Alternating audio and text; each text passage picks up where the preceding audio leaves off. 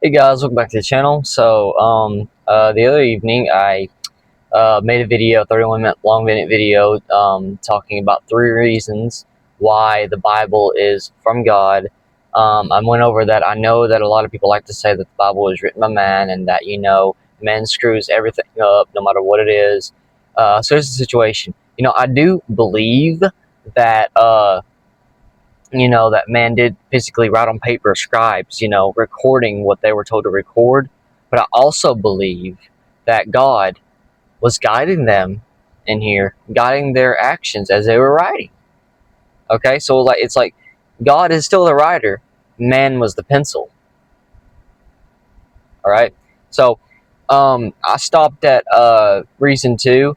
Video got a little longer than my storage would allow it to be. So I said that I would make a part two, and so here's the part two. Okay, so let's go back in and reread these. And now there are many words in here that I have a hard time pronouncing, and I can't really say, or I completely slaughter the name. So bear with me. I'm not the world's best reader.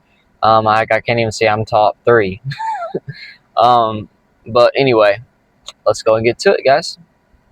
All right, so like I've said before, if you guys will and you guys can, I would really like it if you were able to get a New King James Version Bible, NKJV, physically, and follow along with me in the pages I'm reading, so you know exactly what I'm saying more clearly, more clearer than just me saying it, because I am reading from the actual text, obviously, so I can see that better.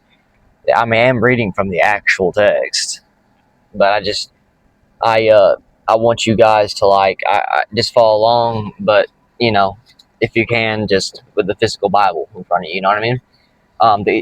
You can. I'm pretty sure, as far as I'm concerned, it has to be the New King James Version. I don't think the King James Version has any of this in here explaining this stuff. These are just questions that came up and that these, Bible scholars are trying to answer. Okay. Um, and people who study the text study this. Okay.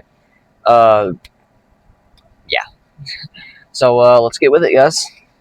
So reason two is scientific accuracy and foreknowledge. While the Bible does not present itself as a scientific or medical textbook, it is only reasonable that if God really did inspire the books of the Bible, they would be completely accurate in every scientific or medical detail found within their pages. Furthermore, all scientific and medical errors that fill the pages of other ancient non-inspired texts should be entirely absent from the biblical record. Is the Bible infallible when it speaks about scientific disciplines, or does it contain the errors that one would expect to find in the writings of fallible men in ancient times? The Egyptians were renowned in the ancient world for their progress in the field of medicine. Dr. Samuel Massengel, early 20th century Pharamanes.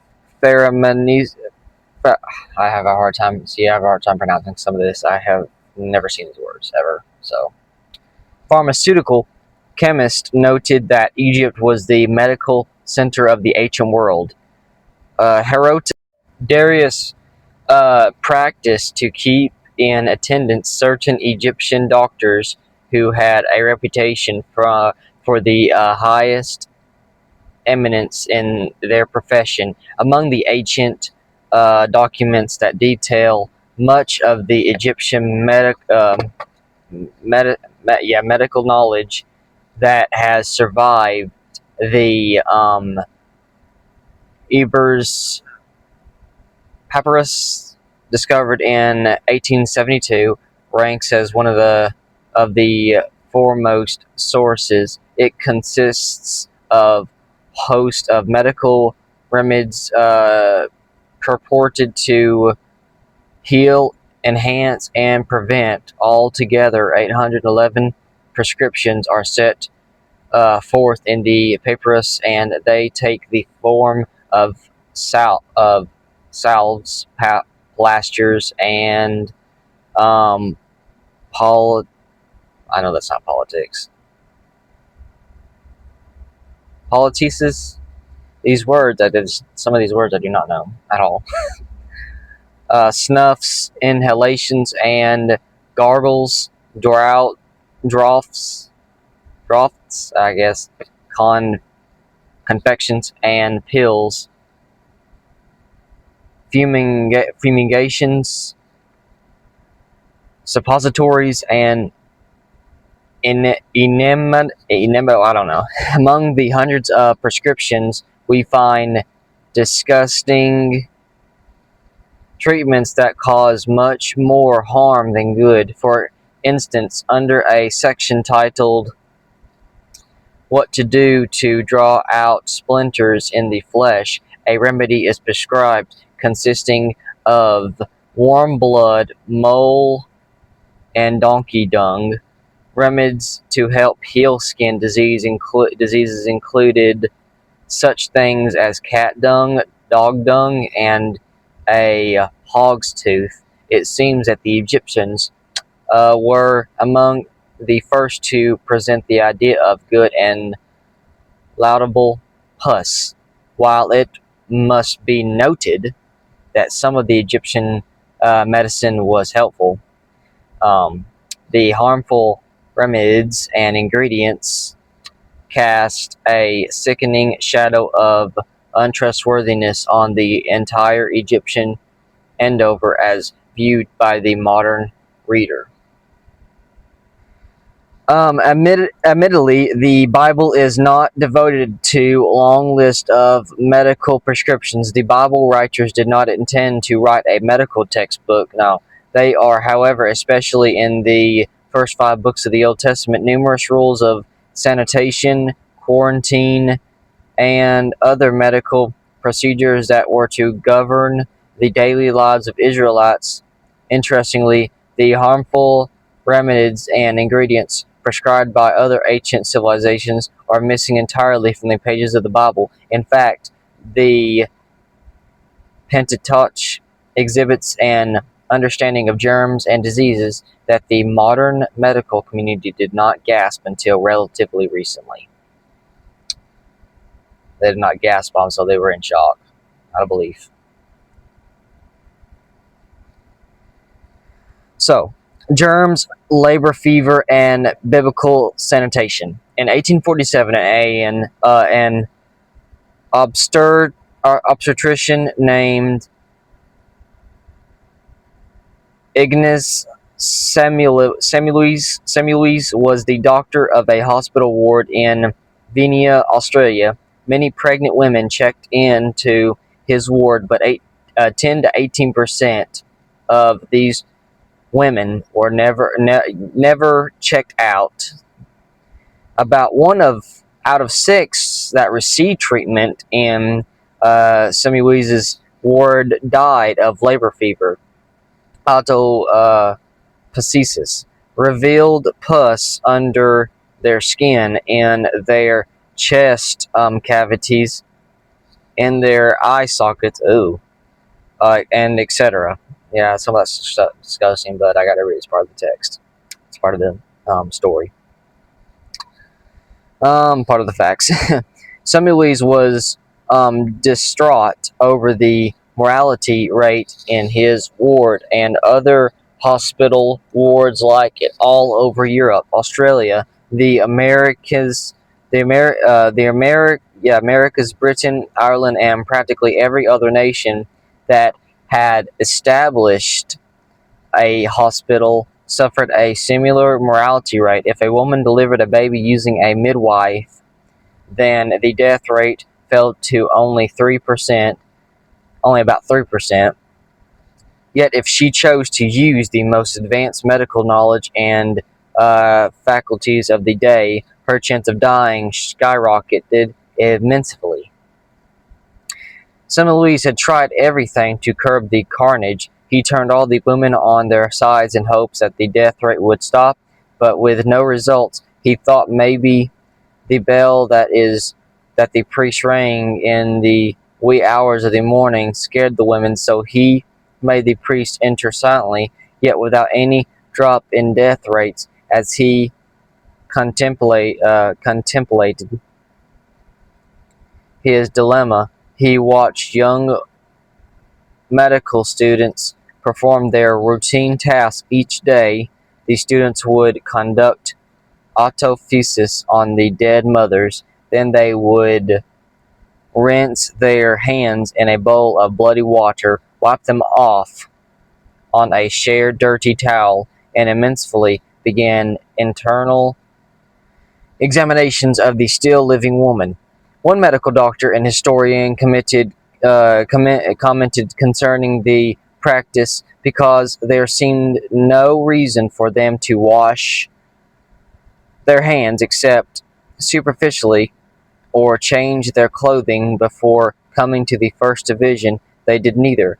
As a 21st century observer, one is appalled to think that such practices actually took place in institutes of what was at the time modern medical practices.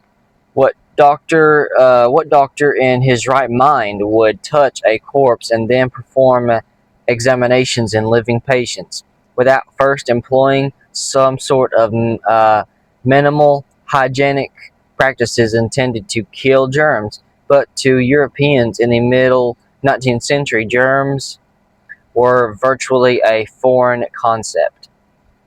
Semmelweis then ordered everyone in his ward to wash his or her hands thoroughly in a chlorine solution after every examination. In 3 months, the death rate fell down from 18% to 1%. Semmelweis had made a groundbreaking discovery, or did he? Or had he? Almost 3,300 years before Semmelweis lived, Moses had written, "He who touches the dead body of anyone shall be unclean 7 days. He shall purify himself with the water on the third day, and on the seventh day, then he will be clean. But if he does not purify himself on the third day and on the seventh day, he will not be clean." Numbers 19:11 through 12. You got Genesis, Exodus. You got Genesis, Exodus. I memorized the first 6 books of the Bible. How can I not remember it by now? Genesis, Exodus, Leviticus, Numbers, Deuteronomy, Joshua. I had a brain fart. So yeah, there's a book in the Bible called Numbers. If you didn't know that, and I just named 4 first 6, by the way. So anyway, Numbers 19:11 to 12. Germs were no new discovery in 1847. The biblical text recorded measures to check their spread as far back as Syria circa CIRCA, whatever that spells, guys. Circa, Syria. I think circa, really. 1500 BC. Germs and the water of purification. When the Old Testament instructions are compared to New Testament explanations for those instructions, it becomes clear that some of the ancient injunctions were primarily symbolic in nature, with the presence of such symbolism in the Old Testament. However, it is important that we do not overlook Old Testament instructions that were programmatic in value and that testified to a mastermind behind the writing of the law. One such instruction is found in Numbers 19, where the Israelites were instructed to prepare the water of purification that was to be used to wash any person who had touched a dead body. At first glance, the water of purification sounds like a hodgepodge of superstition, potion making that include the ashes of a young cow, hyssop, cedar wood, and clarlet, or scarlet. Why? I don't know why I'm using C, but anyway, scarlet. But this formula was the farthest thing from a potion intended to ward off evil spirits.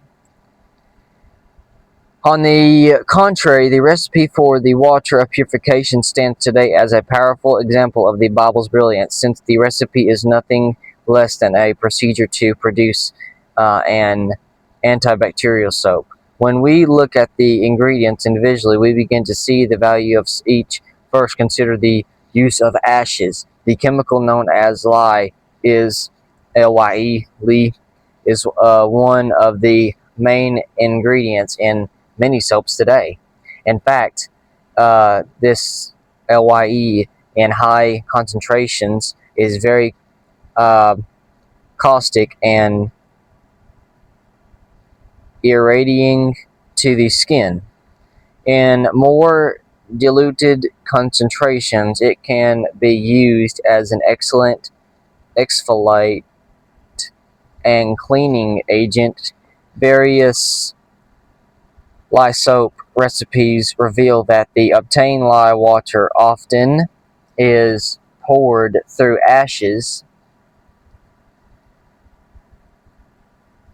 The water retrieved from pouring it through the ashes contains a concentration of the chemical. Moses instructed the Israelites to prepare a mixture that would have included lye mixed in a diluted solution, which would have been ideal for stopping the spread of germs. What about the specific ingredients for the water of purification? Question mark. Hyssop contains the antiseptic thiamble, the same ingredients that we find today in some brands of mouthwash. Cedar wood has long been used for storage cabinets because of its ability to repel insects and prevent decay in oil form. Applied to the human body, and it is a antiseptic, astringent, expectorant, removes mucus from the respiratory system, antifungal, sedative, and insecticide. The Israelites were instructed to toss into the mix scarlet, which most likely was scarlet wool. See Hebrews 9:19. Parentheses on that, by the way. Adding wool fibers to the concoction would have made the mixture the ancient equivalent of lava soap. Thousands of years before any formal studies were done to see what type of cleaning methods were the most effective. Millennia before, American pioneers concocted their lye solutions, and ages before our most advanced medical students knew a thing about germ theory.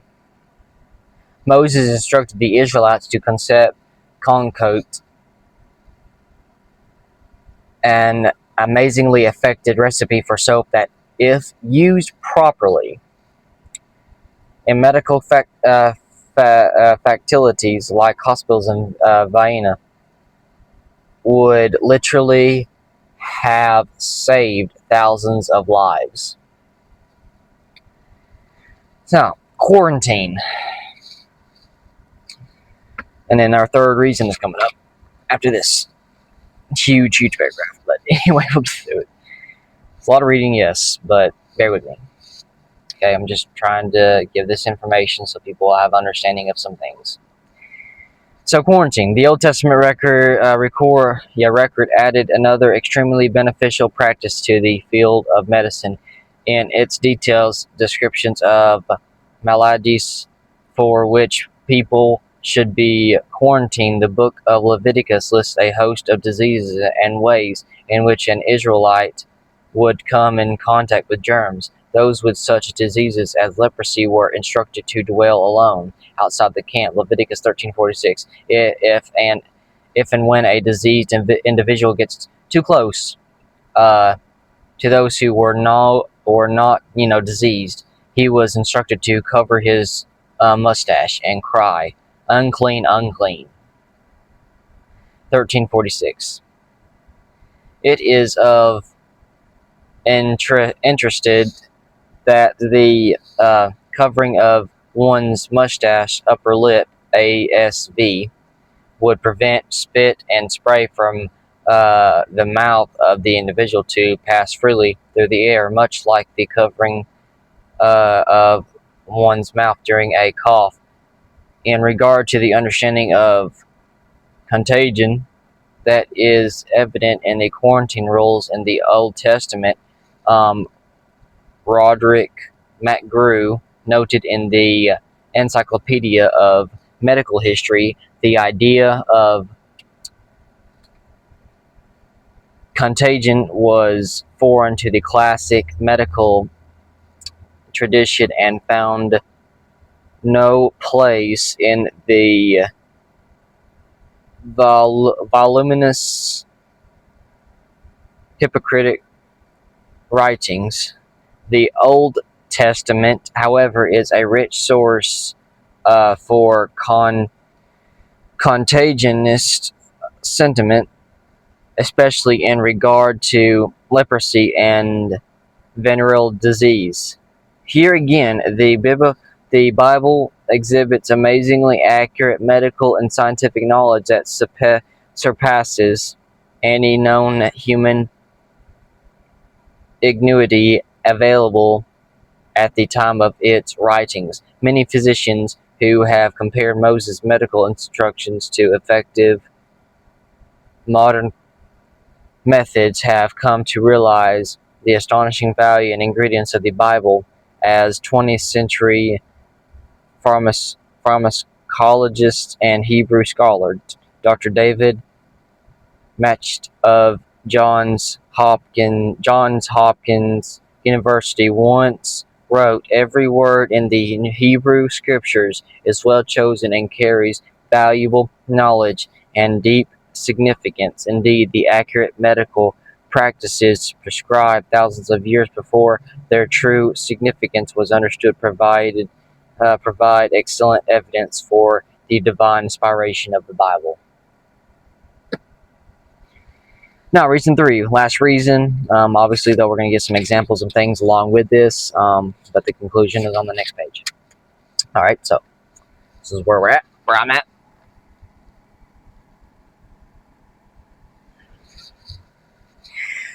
Let's finish it. So, reason 3 of 3 reasons why the Bible is from God. The overall factual accuracy of the Bible.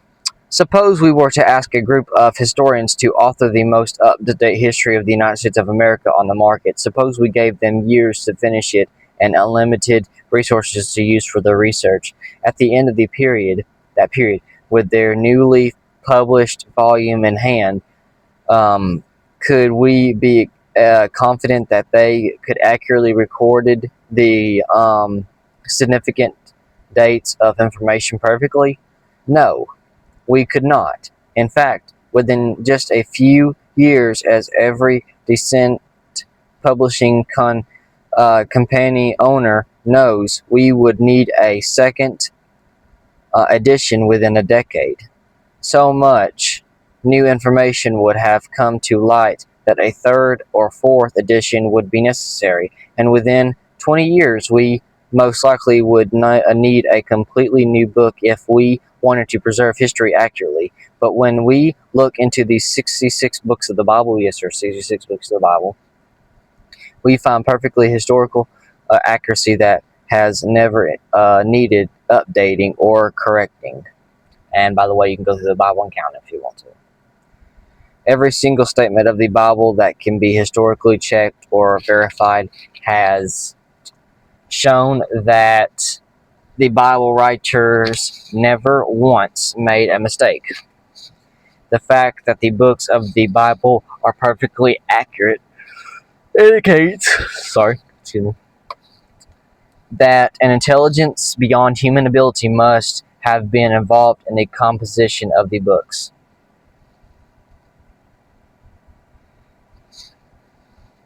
The accuracy of Acts.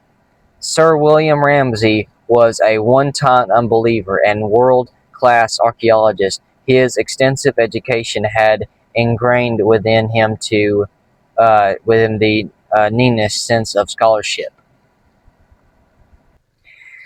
But along with that scholarship came a built-in prejudice. No, there's no st. Prejudice about the supported accuracy of the Bible, specifically the Book of Acts. As Ramsay himself remarked, about 1880 to 1890, the Book of the Acts was regarded as the weakest part of the New Testament. No one that had any regard for his reputation as a scholar cared to say a word in his defense. The most conservative of theological scholars, as a rule, thought the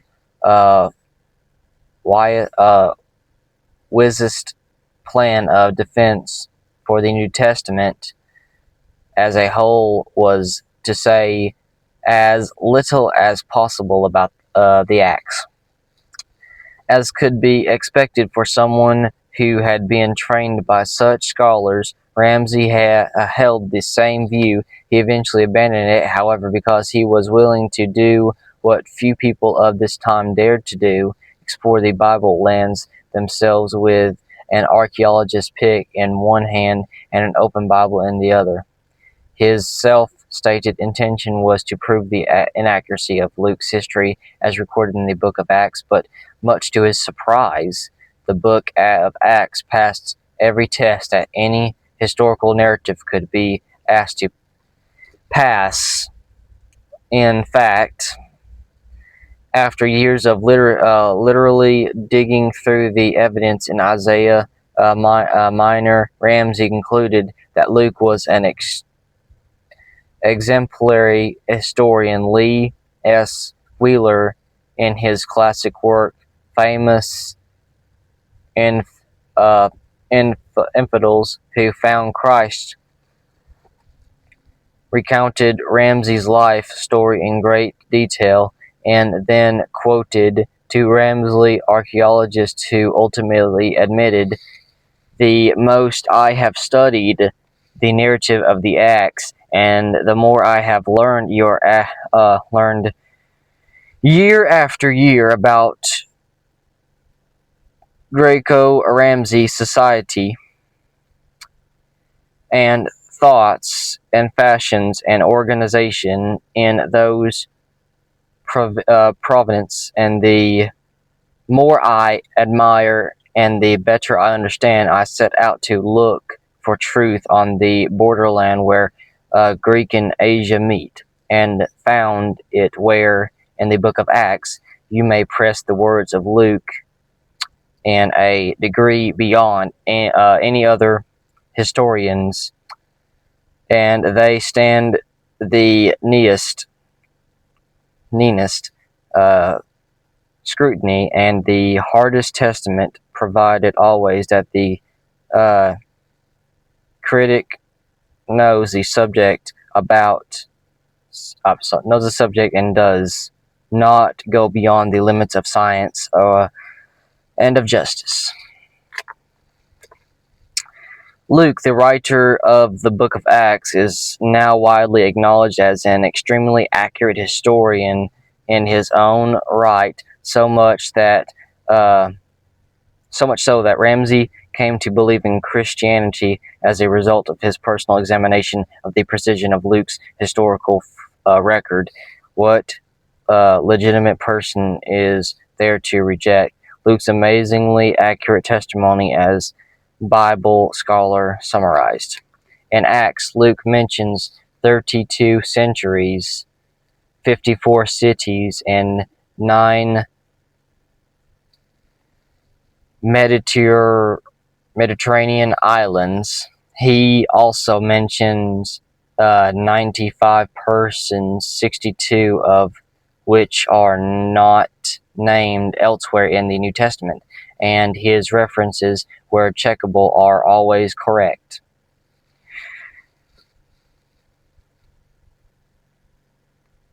keep looking down at this thing because I'm trying to make sure it doesn't die on me. Because if it dies on me, y'all won't be able to hear me. That has happened. And I had to remake a video. Anyway, I'm trying to find my position again. Elsewhere in the New Testament, and his references were checkable, are always correct. This is truly remarkable in view of the fact that the political, territorial situation of his day was in a state of almost constant change. So, the Pilate inscription. Whew, a lot of reading, but let's get through this. The rest of it, not much left, I promise. The last few days of Jesus' life was the most tragic of any human in history. Amidst all the violence, there stood one man who had the power to stop all the torture. One man could call off the Roman soldiers and save Christ from being crucified. His name was Pontius Pilate, the man who got Jesus crucified, the man who ordered it. The Roman official who governed the area of Judah at the time of Christ's death. The story of crucifixion can hardly be told without mentioning the name of this Roman official who sentenced Christ to death. Even though Pilate knew he was innocent, John 18:38, 19:4-6. Although the Bible mentions Pilate on several occasions, his name could not be found among the archaeological evidence for hundreds of years. No stone inscriptions or other physical evidence could be produced to support the idea that a man named Pilate had anything to do with either Christ or Judah. Because of this, many mocked the Bible and claimed that creative biblical writers concocted Pilate from their own fertile imaginations. After all, if Pilate was such a prominent leader, wouldn't there be some kind of archaeological evidence to verify his existence? Critics were silenced when, in 1961, an Italian archaeological team worked at Caesar found a stone tablet that measured 32 inches high by 27 inches wide by 8 inches thick. On this slab, now known as the Pilate inscription, were the remains of this simple title, Pontius Pilate, Perfect of Judah. Almost the exact same title as the one given to him in Luke 3:1. This then became yet another find to remind us that the more we uncover the past, the more we uncover the truth that the Bible is indeed the Word of God, the living Word of God. The truth is, numerous archaeological finds have verified the Bible's accuracy. As the renowned archaeologist Nelson Glueck wrote, it may be stated categorically that no archaeological discovery has ever controverted a biblical reference. Scores of archaeological findings have been made which confirm in clear outline or exact detail historical statements in the Bible. Truly, the perfect historical accuracy without the telltale mistakes that are found in works written by mere humans testifies to the Bible's divine origin. So, conclusion. No series of books in human history has maintained the supernatural consistency that is present within the pages of the Bible.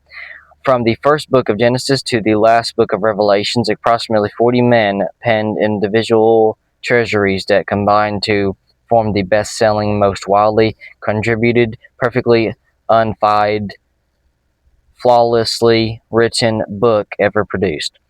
Mere human genius never could have produced a work with such predictive property, scientific foreknowledge, and overall factual accuracy. Common sense commands an adequate explanation. The only rational conclusion, which is in keeping well with the evidence at hand, is that the Bible is given by inspiration of God.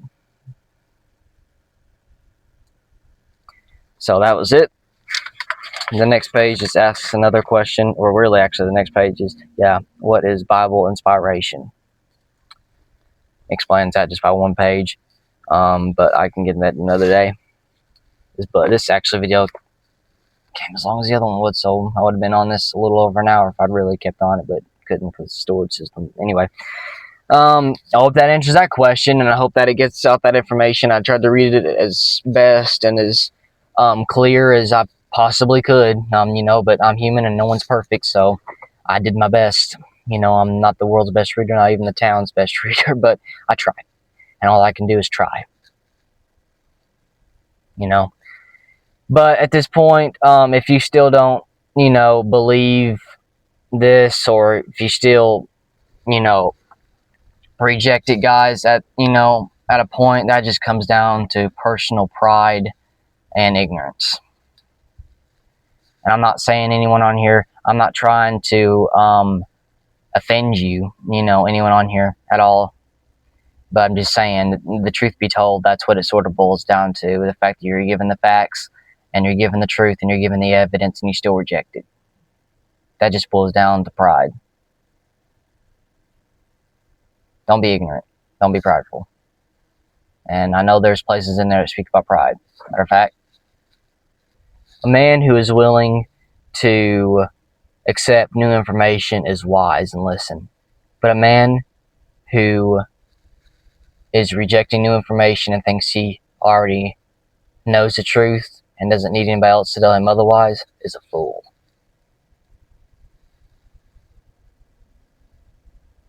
Again, I'm not trying to offend anybody, but I'm telling the truth. So anyway, that's it, guys. That'll be all for that. I'll come back later and I'll see. I'll read another question that I could tell y'all and then answer and all that. So I'll see you guys in the next one. Have a blessed day.